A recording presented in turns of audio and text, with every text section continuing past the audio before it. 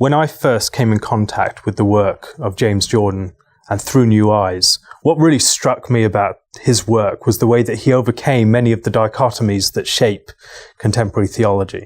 So often we approach the theological task as a matter of distilling abstract truths from the text of Scripture. So you wrench these truths out from their context of the messy context of literature, of narrative, of their textual embeddedness. And then you have to distill these and purify these, and then you relate those to the wider life of the church and practice in a secondary move. But that relationship between theology and practice, there's a sort of descent back into the concrete again. And that is often seen as a secondary move that is not, is in some sense an alloying of the purity of theology with the muddiness and the complexity of practice.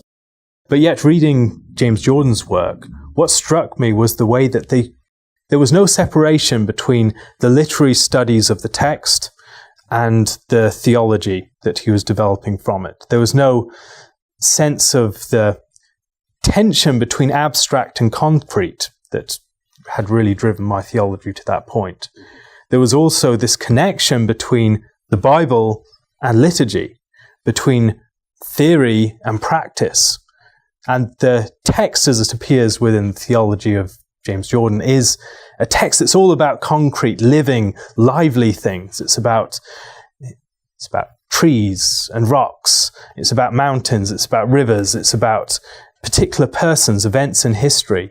It has a dynamism and a concreteness and a life and a particularity that so much theology today, I think, lacks.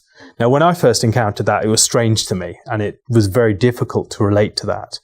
But the more that I engaged with it, the more it made sense of the sort of text that the Bible is. The Bible as a text talks a lot more about things such as skin diseases, nocturnal emissions, and different types of sacrificial animals than it does about many of the abstract concepts that we fixate upon.